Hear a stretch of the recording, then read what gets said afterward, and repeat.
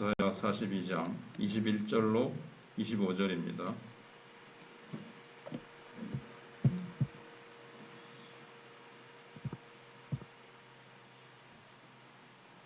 여호와께서 그의 의로 말미암아 기쁨으로 교훈을 크게 하며 존귀하게 하려 하셨으나 이 백성이 도둑맞으며 탈취를 당하며 다 굴속에 잡히며 옥에 갇히도다.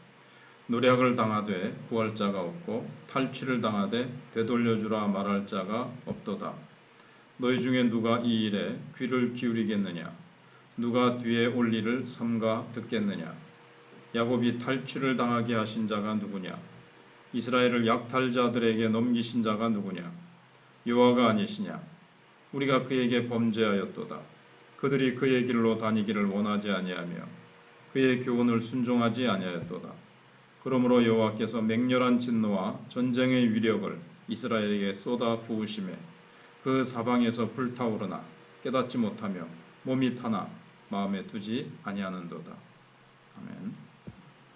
하나님께서는 이스라엘 백성들을 존귀하게 만드시기 위해서 율법을 주셨습니다. 그 율법 안에 이스라엘 백성들이 존귀하게 되는 길이 있는 것입니다. 21절에 여호와께서 그의 의로 말미암아 기쁨으로 교훈을 크게 하며 존귀하게 하려 하셨으나 이렇게 말씀하고 있습니다. 하나님은 이스라엘 백성들을 사랑하셔서 그들에게 하나님의 율법의 말씀을 주셨는데 이게 교훈을 크게 한다는 것은 이 말씀의 가치를 높이셨다는 것입니다. 왜냐하면 말씀 안에 하나님의 그 의로우심과 하나님의 그 선하심이 나타나 있기 때문에 그렇습니다. 그래서 이 말씀대로 살면 그들도 하나님처럼 의롭게 되어지고 참 선한 백성이 되고 하나님께 영광을 돌리게 되는 거죠. 근데 이 세상 사람들은 다 자기 욕망을 채우기 위해서 살아갑니다. 더 크고 더 많고 더 이 세상에 보이는 물질의 풍요함이 더 많이 근데 아무리 그 욕망을 채워도 끝이 없죠. 세상 것은. 세상의 부유한 삶은 사람들의 눈에는 대단하게 보일지 몰라도 하나님의 눈에는 그것이 멸망의 길로 가는 것입니다. 하나님의 눈에 가장 아름다운 사람은 자신을 하나님의 말씀 안에 자신을 딱 두고 그 말씀 밖으로 나가지 않는 겁니다. 자신을 말씀 안에 가두어 두고 어떻게 보면 다른 사람이 볼 때는 그 말씀 안에서 살아가는 것이 답답해 보일지 모르지만 하나님 보실 때는 그게 존귀하게 되는 것이고 사실은 풍성하고 하나님의 은혜 가운데 살아가게 되는 겁니다. 반대로 율법을 벗어나는 것은 하나님을 대적하는 것입니다. 그래서 하나님의 백성은 마음속에 아무리 이 욕심이 막 끌어올라도 그 욕심을 말씀으로 십자가에 못 박고 오로지 말씀을 붙들고 그 말씀 앞에 순종하면서 살아갈 때 하나님 앞에서는 그 사람이 가장 존귀하고 아름다운 사람이 됩니다. 하나님께서는 이스라엘 백성들이 다 그런 삶을 살기를 원하셔서 말씀을 주셨습니다. 그런데 무한히 솟아오르는 이 욕망을 이스라엘 백성들은 억제를 못했습니다. 그러니까 말씀을 어제 생각해 본 대로 듣기를 싫어하고 잘못된 영적 지도자들의 그 안내를 따라서 가니까. 그런데 백성들도 책임이 좀 있다 그랬죠. 이 잘못된 걸 분별할 수 있어야 되는데 참된 말씀을 전하는 선지자들은 죽이고 자기들 귀와 자기네들의 욕망을 채워주는 그런 안내를 해주는 이 지도자들을 좋아서 그쪽을 따라갔단 말이에요. 백성들도 이쪽은 참된 것은 거부하고 잘못된 것을 이제 따라갔다는 거죠. 그래서 하나님의 말씀을 딱 붙들고 말씀 안에 자신을 딱 둬야 되는데 이스라엘 백성들이 그렇게 못했다는 겁니다. 사람들이 운전할 때 안전벨트 지금은 이제 많이 의식화돼서 이게 의식이 잘 돼서 맵니다마는 다 이제 이걸 답답해하죠. 그러나 이 큰 사고가 났을 때 안전벨트를 맸지 않은 사람은 참 큰 사망에 이르거나 크게 다치게 되는 것을 봅니다. 마찬가지로 우리가 이 땅에서 승리할 수 있는 방법, 큰 환난을 당해도 그 가운데서도 존귀해질 수 있는 방법은 하나님의 말씀에 자신을 이렇게 잡아매는 겁니다. 안전벨트처럼. 결국 하나님이 주신 것만으로 만족하고 절대로 욕심을 내지 않는 겁니다. 비록 가진 것이 없어도 하나님의 말씀에 자신을 묶어두고 말씀 안에서 살아가는 사람은 세상에서 볼 때는 물론 물질적인 부유함이 없어도 하나님의 그 무한한 능력, 참 그 사람은 이렇게 존귀하게 되는 거죠. 존귀함, 세상적인 존귀함이 아니라 하나님이 보실 때 존귀한 예수님을 닮은 그 아름다운 존귀함. 그리고 그 사람이 참 기도할 때에 뭘 기도하든지 하나님의 뜻대로 이제 기도하게 되지 않겠습니까? 하나님께서 응답해 주시는 그런 아름다운 삶이 되는 겁니다. 근데 말씀을 무시하고 오늘 본문에 보시면 세상 욕심을 따라갔던 유대인들은 어떻게 됐습니까? 22절에 이 백성이 도둑 맞으며 탈취를 당하며 다 굴속에 잡히며 옥에 갇히도다. 노략을 당하되 구할 자가 없고 탈취를 당하되 되돌려주라 말할 자가 없도다. 그 인생이 욕망을 향해서 달려가는데 그 다 도적 맞고 자기가 쌓는다고 모은다고 가진다고 가졌는데 다 싹 사라진다는 거죠. 말씀을 벗어났을 때 책임져 주는 사람이 없기 때문에 그렇습니다. 말씀 안에 있을 때 하나님과 말씀이 그를 보호해 주는 것이지 말씀 밖에 벗어나면 세상과 사단이 이 세상 것을 통해서 다 뺏어가도 어떻게 아무도 어떻게 책임질 수 없는 거죠.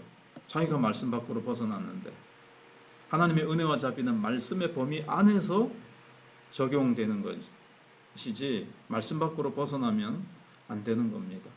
근데 우리가 인생을 걸어가면서 사실 처음 사는 인생이고 앞길에 뭐가 있는지 우리는 아무도 모릅니다. 아시는 분은 딱 하나님밖에 없습니다. 그래서 하나님의 인도하심, 말씀을 따라서 살아가지 않는 것은 자살행위와 같습니다. 지금은 당장 별 볼 일 없는 것 같아도 한참 걸어가 보면 잘못된 지점에 자기가 멀리 가 있고 꼼짝달싹할 수 없는 그런 함정에 자기가 이제 빠져 있는 것을 이제 되는 거죠. 이스라엘 백성이 이제 그렇게 된 거예요. 그래서 23절에 너희 중에 누가 이 일에 귀를 기울이겠느냐? 누가 뒤에 올 일을 삼가 듣겠느냐? 하나님은 사실 앞일에 대해서 크게 구체적으로 어느 대학 가라 이런 건 아니지만 크게 이렇게 생명의 길을 보여주시고 사망의 길을 보여주셨는데 이스라엘 백성들은 그 말에 귀를 기울이지 않았다는 거예요. 신문 보고 세상 정보에 귀를 기울이지만 그런 걸로는 참된 인생의 길을 갈 수가 없습니다. 사실 성경을 보면 단순해요. 두 가지 길밖에 없습니다. 하나는 자기 욕망에 따라 사는 길이고 다른 하나는 말씀에 따라 자기의 욕심을 죽이면서 생명길로 가는 겁니다. 시편 1편이 딱 얘기를 해주죠. 의인의 길과 악인의 길. 하나는 말씀을 사모하고 묵상하고 말씀 따라 사는 길. 때를 잎사귀가 마르지 않냐고 시절을 쫓아 과실을 맺는 삶. 또 하나는 악인의 길인데 말씀 없이 오만한 자리에 서고 악인의 꾀를 쫓고 이렇게 살다가 환난이 왔을 때 개와 같이 날아가 버리는 그런 삶이 있습니다. 근데 이스라엘 백성들이 하나님의 말씀을 붙잡지 않았어요. 그래서 24절에 야곱이 탈취를 당하게 하신 자가 누구냐? 이스라엘을 약탈자들에게 넘기신 자가 누구냐? 여호와가 아니시냐? 우리가 그에게 범죄하였도다. 그들이 그의 길로 다니기를 원하지 아니하며 하나님의 길로 다니기를 원하지 아니하고 그의 교훈을 순종하지 아니하였도다. 말씀대로 살지 않은 이스라엘 백성들이 이제 이런 모습이 된 거죠. 스스로 생명길을 버리고 멸망길을 택해버린 겁니다. 또 하나는 자신들의 잘못된 길. 근데 자기네들이 그렇게 함으로 말미암아 사실은 어떤 문제가 있는가 하면 하나님께로 다른 이방 백성들이 돌아오는 길을 막아버린 거예요. 하나님의 백성들은 그냥 자기들 혼자만 삶으로 멈추는 것이 아니라 지금 우리들도 우리가 어떻게 살아가느냐 하는 것을 다른 사람들에게 우리는 사실 어떻게 보면 노출되어 있습니다. 우리가 정말 아름답게 말씀대로 살면 존귀한 삶을 살면 많은 사람들이 우리의 삶을 보면서 하나님의 백성의 삶이 저런 거구나. 이렇게 되는데 우리가 욕심을 따라서 욕심을 죽이지 못하고 욕심을 따라서만 살아가고 말씀을 거부하는 삶을 살면 세상 사람들이 그 삶을 보면서 결국은 구원받을 사람의 길도 그 구원을 가로막는 거죠. 지난해나 똑같네? 뭐 더하네?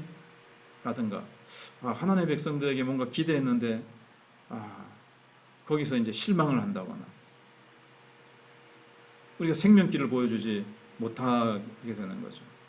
그래서 사실은 하나님께서는 택한 백성들이 그러한 삶을 살 때 포로 잡혀가서 깨닫게 하시는 거예요.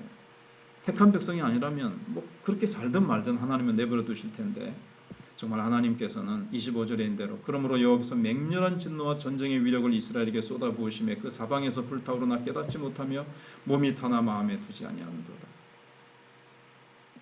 만약에 어떤 사람이 하나님의 백성이 축복을 받는다면 누군가 세상에 잘 적응해 있기 때문이 아닙니다. 하나님이 축복을 주시기 때문에 그런 거거든요.